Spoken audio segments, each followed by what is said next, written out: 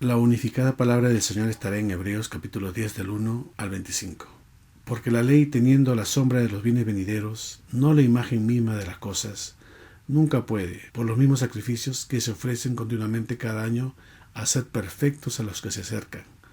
De otra manera cesarían de ofrecerse, pues los que tributan este culto, limpios una vez, no tendrían ya más conciencia de pecado. Pero en estos sacrificios cada año se hace memoria de los pecados, porque la sangre de los toros y de los machos cabríos no pueden quitar los pecados. Por lo cual, entrando en el mundo, dice: sacrificio y ofrenda no quisiste, mas me preparaste cuerpo.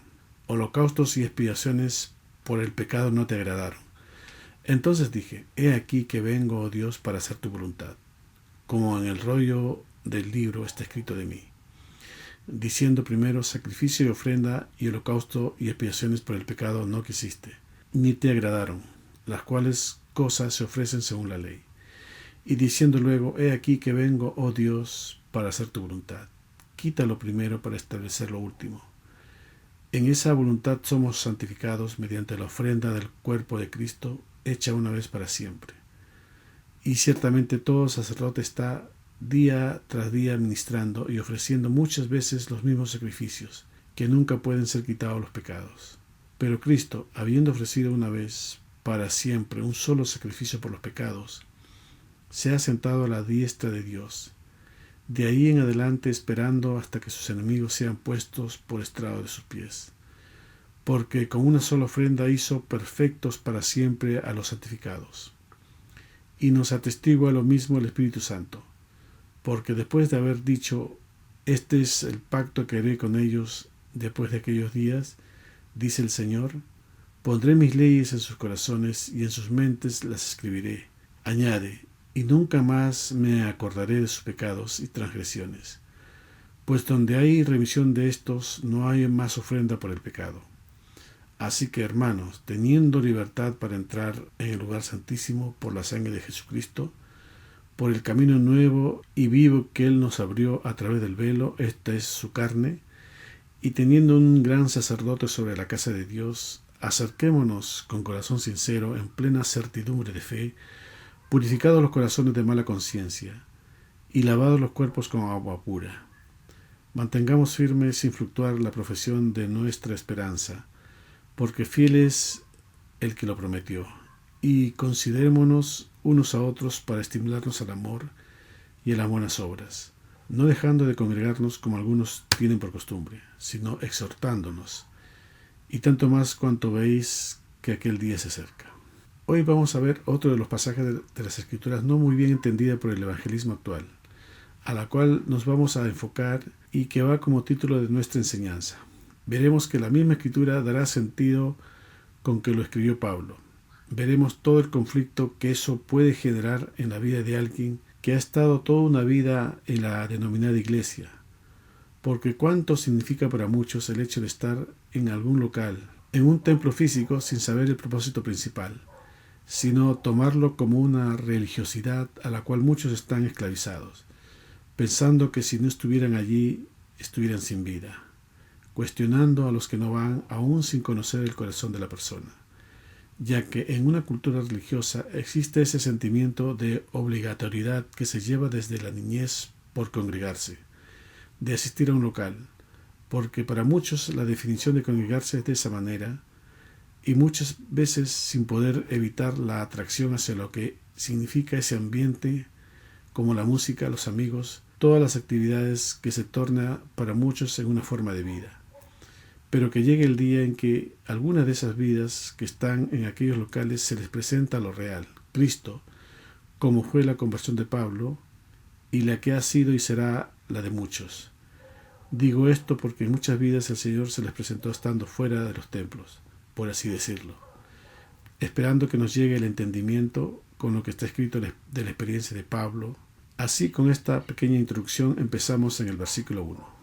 Porque la ley, teniendo la sombra de los bienes venideros, no la imagen misma de las cosas, nunca puede, por los mismos sacrificios que se ofrecen continuamente cada año, hacer perfectos a los que se acercan. Es decir, aunque Romanos capítulo 7 versículo 12 dice que la ley a la verdad es santa y el mandamiento santo, justo y bueno no puede hacer perfectos a los que se acercan, porque solo tenía la sombra de lo que había de venir. Es decir, ese primer hombre, el terrenal, es el que nunca puede, y es lo que experimenta mucha iglesia física en el día de hoy.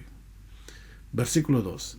De otra manera cesarían de ofrecerse, pues los que tributan este culto limpios una vez no tendrían ya más conciencia de pecado.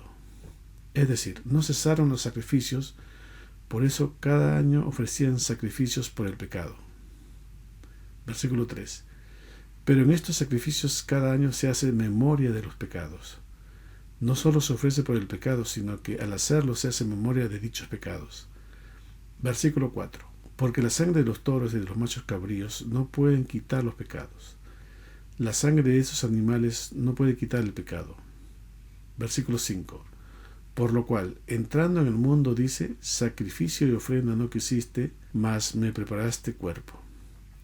Sin embargo, aunque el sacrificio y la ofrenda no fue aceptado por Dios, preparó un cuerpo como el de Abraham, el de María, no la de Marta, la de una iglesia, si se transforma en el cuerpo de la imagen espiritual que es Jesucristo. ¿Quién va a cumplir la ley entonces? El Señor, porque está dentro de uno, que nos es revelada. Dice Gálatas capítulo 3, versículos del 24 al 27. De otra manera que la ley ha sido nuestro ayo para llevarnos a Cristo, a fin de que fuésemos justificados por la fe. Pero venida la fe ya no estamos bajo ayo, pues todos sois hijos de Dios por la fe en Cristo Jesús. Porque todos los que habéis sido bautizados en Cristo, de Cristo estáis revestidos. Es decir, para estar en Cristo tenemos que haber sido bautizados en Cristo, para estar revestidos en Él. ¿Y qué es ese revestimiento? Dice Colosenses capítulo 3, versículos del 12 al 14. Vestidos pues como escogidos de Dios, santos y amados, de entrañable misericordia, de benignidad, de humildad, de mansedumbre, de paciencia, soportándoos unos a otros y perdonándoos unos a otros si alguno tuviere queja contra otro. De la manera que Cristo os perdonó, así también hacedlo vosotros. Y sobre estas cosas vestidos de amor, que es el vínculo perfecto. El amor se demuestra dando la vida. Así como Cristo dio su vida por nosotros, nosotros debemos dar nuestras vidas por los hermanos. Eso es vestidos de amor. Ese es el revestimiento que está hablando aquí. Sigue diciendo en Gálatas capítulo 3, versículo 29. Y si vosotros sois de Cristo, ciertamente el linaje de Abraham sois, y herederos según la promesa. Siguiente versículo. Gálatas 4, versículo 1. Pero digo también, entre tanto que el heredero es niño, en nada difiere del esclavo, aunque es señor de todo. Ese pero es el versículo que complica la iglesia, porque ¿tiene a Cristo? Sí. Pero como el heredero es niño, no se diferencia del esclavo, son iguales. Dice después, aunque es señor de todo. Sí, pues es heredero, tiene la simiente. Gálatas capítulo 4, versículo 2. Sino que están bajo tutores y curadores hasta el tiempo señalado por el Padre. ¿Quiénes serían estos tutores? Los que amonestan y los que enseñan. ¿Con qué enseñan? Con la ley, con la palabra. Entonces, ¿por qué tiene uno que congregarse? Porque necesita de tutores y curadores hasta el tiempo señalado por el Padre. Porque es niño hasta que sea destetado. Gálatas capítulo 4, versículo 3. Así también nosotros, cuando éramos niños, estábamos en esclavitud bajo los rudimentos del mundo, o los principios del mundo, en pocas palabras, bajo la ley. Gálatas capítulo 4, versículo 4. Pero cuando vino el cumplimiento del tiempo, Dios envió a su Hijo, nacido de mujer y nacido bajo la ley. Y ahí aparece lo que decía antes, me preparaste un cuerpo, pero nacido bajo la ley. Es decir, tiene la simiente, pero se está bajo la ley. Gálatas capítulo 4, versículo 5. Para que redimiese a los que están bajo la ley, a fin de que recibiésemos la adopción de hijos. Adopción que significa tomar legalmente, los que han alcanzado madurez por la palabra. Es decir, yo tengo la simiente, esa simiente está bajo curadores, bajo personas que como Pablo comienzan a enseñar la palabra, para que esa vida que es la simiente crezca en nosotros. Y mientras más crecido está, más fuera está el pecado. Es una obra genuina, no es intentar no pecar. Por eso se necesita que el Señor crezca. Por eso dice Isaías capítulo 40, versículo 4. todo valle sea alzado y bájese todo monte y collado, y lo torcido se enderece y lo áspero se allane. Mientras más crezca el Señor, menos hay de uno. Gálatas capítulo 4, versículo 6. Y por cuanto sois hijos, Dios envió a vuestros corazones el Espíritu de su Hijo, el cual clama, Abba Padre. La imagen del postrer Adán, ahí está, pero pequeño. Dice después, el cual clama, Abba Padre. Pero en toda verdad, porque el Señor no engendra carne, engendra espíritu. Entonces cuando yo tengo la simiente y la simiente le dice Abba Padre, ¿qué dice el Señor? Heme aquí, hijo. Gálatas capítulo 4, versículo 7. Así que ya no eres esclavo sino hijo, y si hijo también heredero de Dios por medio de Jesucristo. La simiente está en los que creen verdaderamente y explica cómo comienza. Gálatas capítulo 4, versículo 8. Ciertamente en otro tiempo, no conociendo a Dios, servíais a lo que por naturaleza no son dioses. Aquí es donde muchos dicen, esto es la gente del mundo. No, esta carta la escribió Pablo, nunca fue escrita al mundo. ¿Dónde estaba él? En la iglesia. ¿Quién le enseñó? Gamaliel. ¿Conocía la ley? Sí, pero cuando se le apareció el Señor, él dijo, ¿quién eres, Señor? No conocía al Señor, aún estando dentro de la iglesia. Así que cuando dice en otro tiempo, no se refiere a nuestra vida en el mundo, se refiere a nuestra vida en general. Servía a los que por naturaleza no son dioses. ¿A quién le va a dar su vida si no conoce a Dios? A cualquier cosa menos a Dios. Gálatas capítulo 4, versículo 9. Mas ahora, conociendo a Dios, o más bien siendo conocidos por Dios, ¿cómo es que os volvéis de nuevo a los débiles y pobres rudimentos a los cuales os queréis volver a esclavizar? Entonces podríamos decir que comienza nuestro periodo de fecundación. Sí, porque cuando Adán conoció a Eva, concibió. Así que si Dios nos conoce, nosotros concebimos. ¿Pero concebimos qué? Viento. Dios nos conoció y en ese conocer Él sembró algo en nosotros. Eso que sembró es Cristo Jesús. Pero esa semilla debe ser formado. Dice Gálatas capítulo 4, versículo 19. Hijitos míos, por quienes vuelvo a sufrir dolores de parto hasta que Cristo sea formado en vosotros. Dice Pablo, para que crezca en ustedes, y ese que está creciendo en nosotros, ¿qué va a hacer? Cumplir la ley. Dice Gálatas capítulo 4, versículo 29. Pero como entonces el que había nacido según la carne perseguía al que había nacido según el Espíritu, así también ahora. Así que si nació del Espíritu, lo más probable es que va a tener enemigos, porque la carne se opone al Espíritu. Eso también lo puede experimentar en uno mismo. Gálatas capítulo 5, versículo 1. Estad pues firmes en la libertad con que Cristo nos hizo libres, y no estéis otra vez sujetos al yugo de esclavitud. Dios nos hizo libres, ya no hay que estar bajo la ley de Dios. Te hizo libre. ¿Cómo te dio esa libertad? Te dio a su Hijo en su corazón, el cual cumple la ley. Esa es la gloria postrera. El Señor no abroga la ley porque Él mismo es la ley. Toma control de tu vida. No tienes que obligarte a hacer la ley, es por naturaleza. Versículo 6 de nuestro texto principal. Holocaustos y expiaciones por el pecado no te agradaron.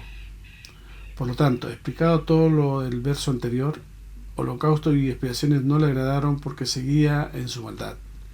Versículo 7.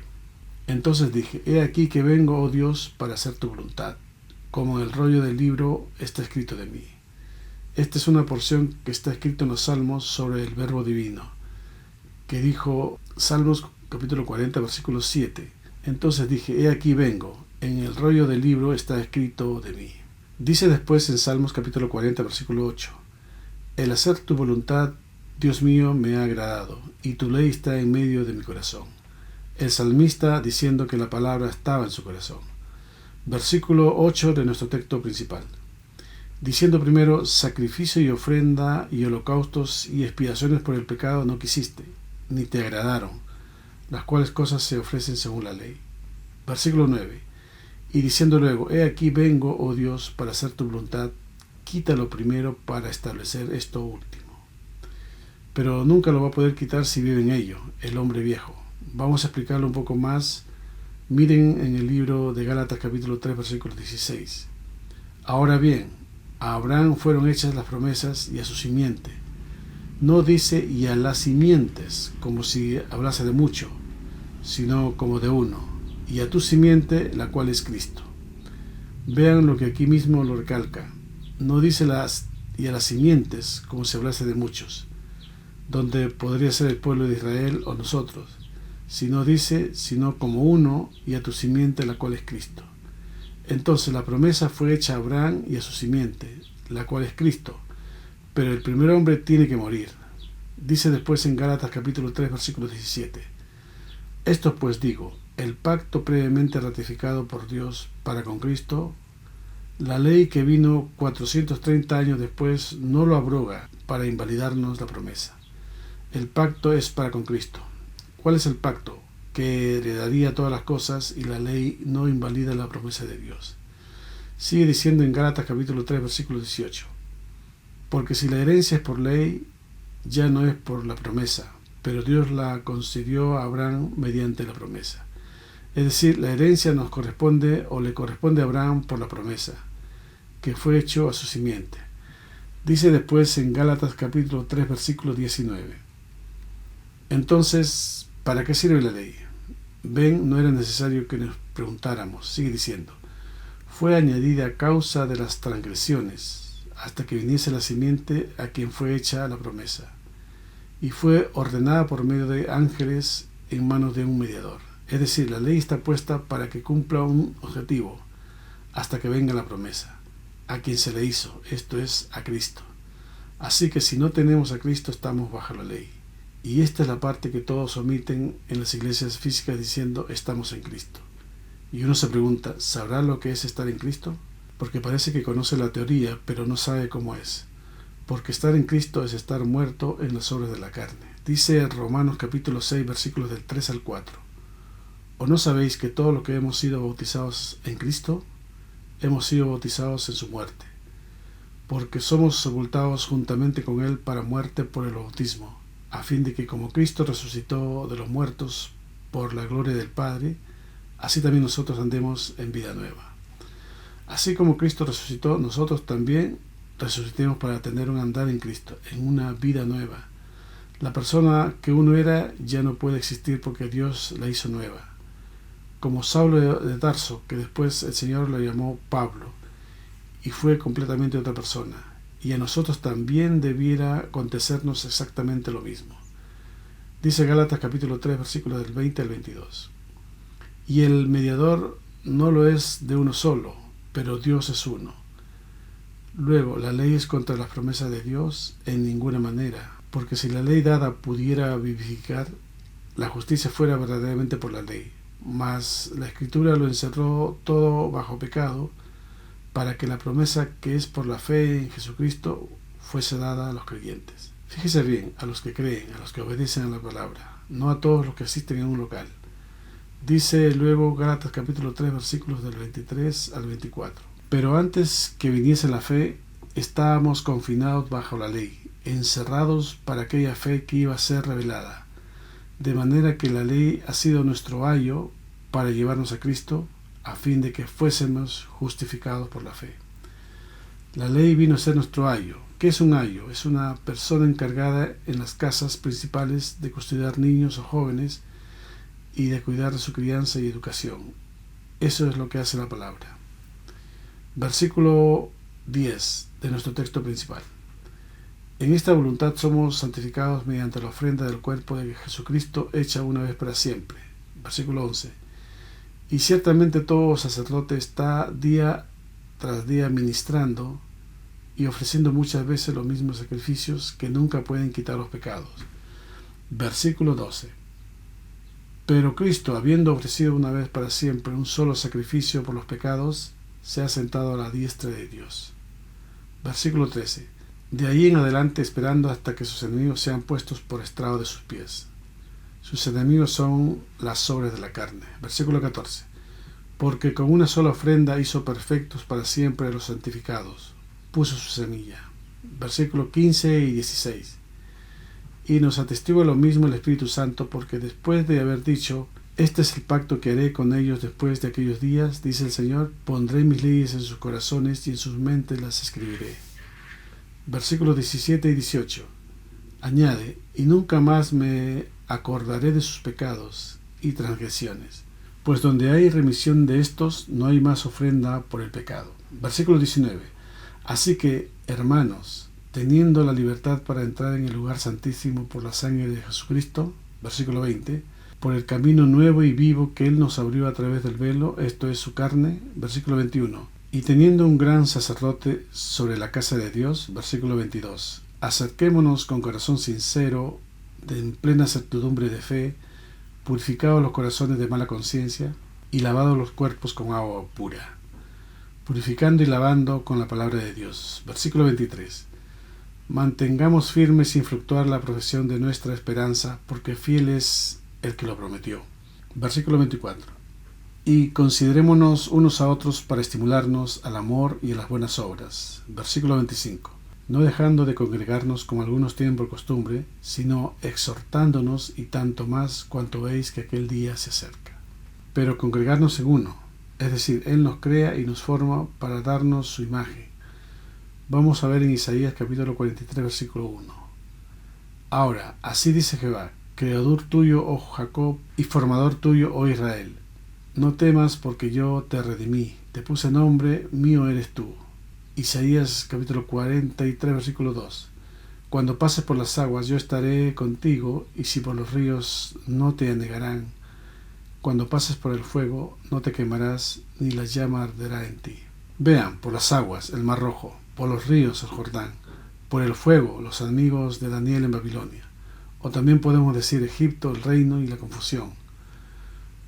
Podemos ver también los distintos bautizos. Veamos ahora Isaías capítulo 43, versículos del 3 al 7. Porque yo, Jehová, Dios tuyo, el Santo de Israel, soy tu Salvador.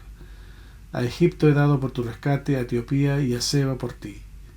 Porque a mis ojos fuiste de gran estima, fuiste honorable, y yo te amé. Daré pues hombres por ti y naciones por tu vida. No temas, porque yo estoy contigo, del oriente traeré tu generación, y del occidente te recogeré. Diré al norte, da acá, y al sur, no detengas. Trae de lejos mis hijos y mis hijas de los confines de la tierra, todos los llamados de mi nombre, para gloria mía los he creado, los formé y los hice. Sacad al pueblo ciego que tiene ojos, y a los sordos que tienen oídos. Congréguense una a todas las naciones, y júntense todos los pueblos. ¿Quién de ellos hay que nos dé nuevas de esto, y que nos haga oír las cosas primeras? Presenten sus testigos y justifíquense, oigan y digan verdades. Ven, Dios dice, todos los que tienen mi naturaleza son mis hijos. ¿Dónde están? Puede que estén lejos.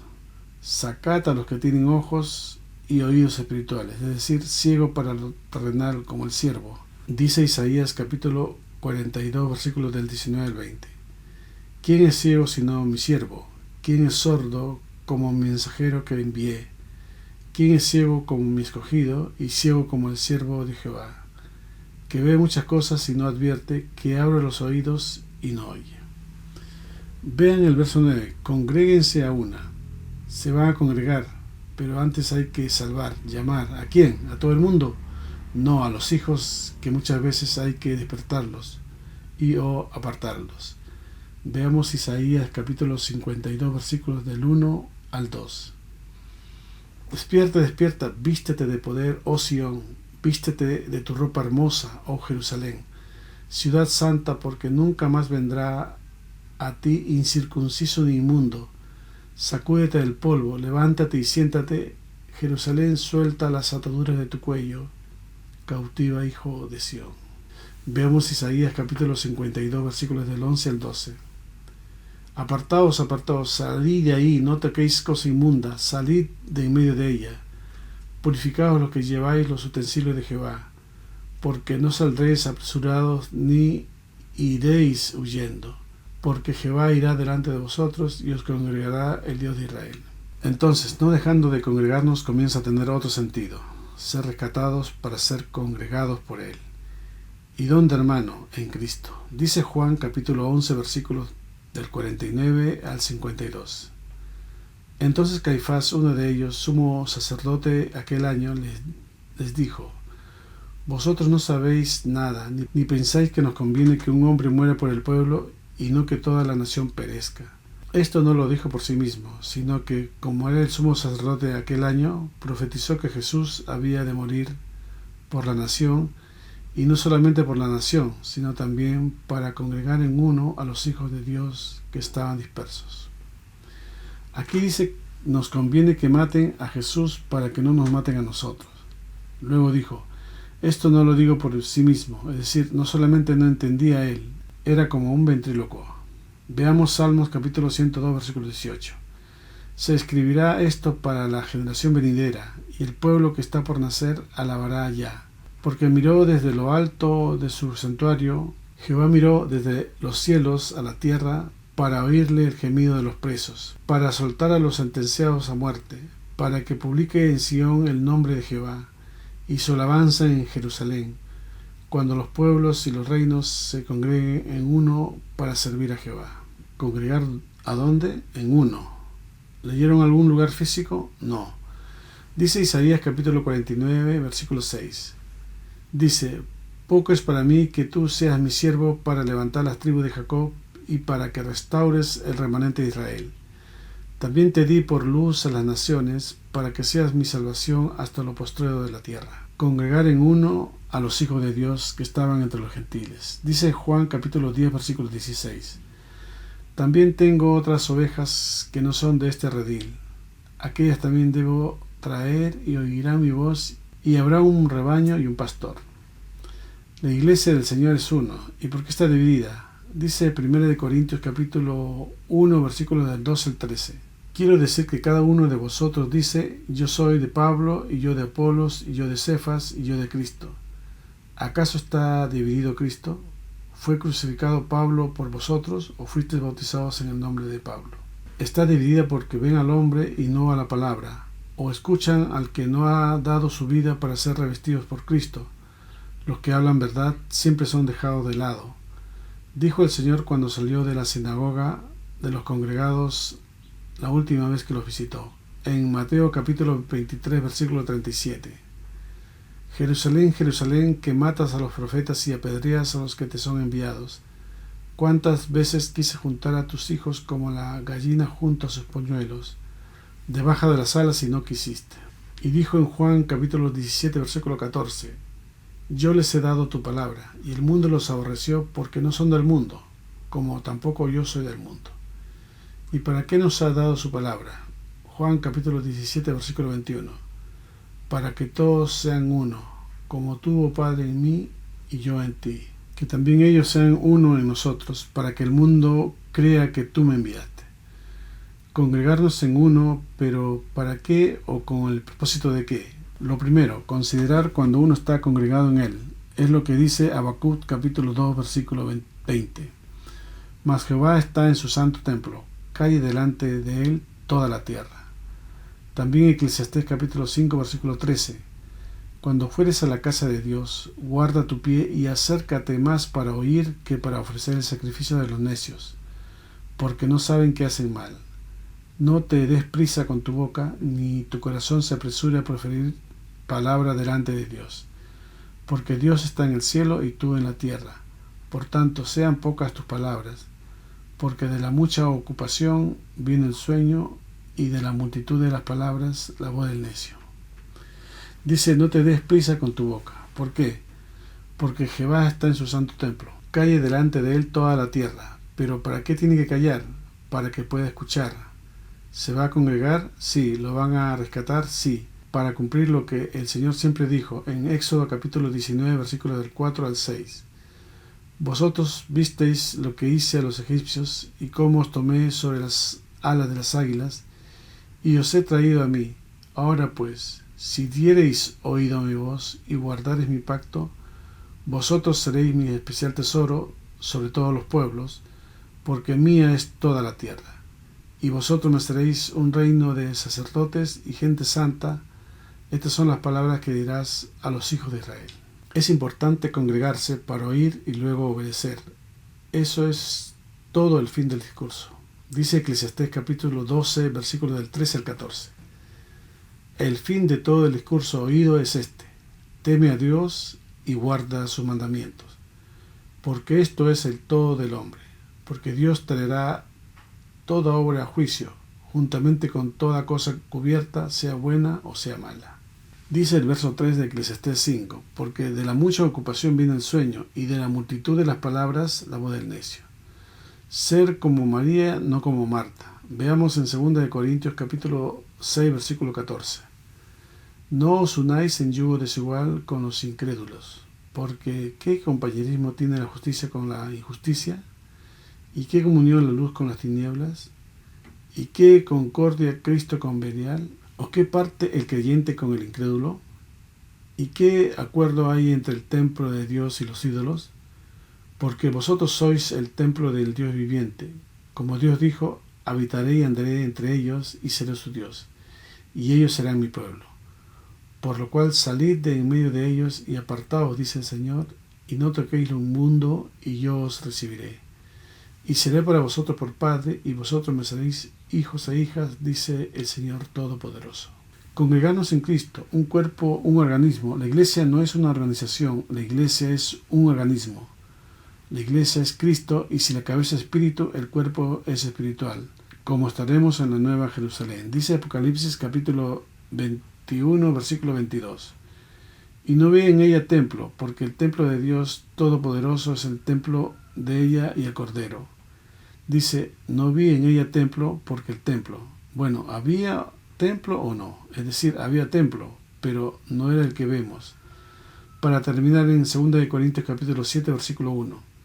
Así que, amados, puesto que tenemos las tales promesas, limpiémonos de toda contaminación de carne y de espíritu, perfeccionando la santidad en el temor de Dios.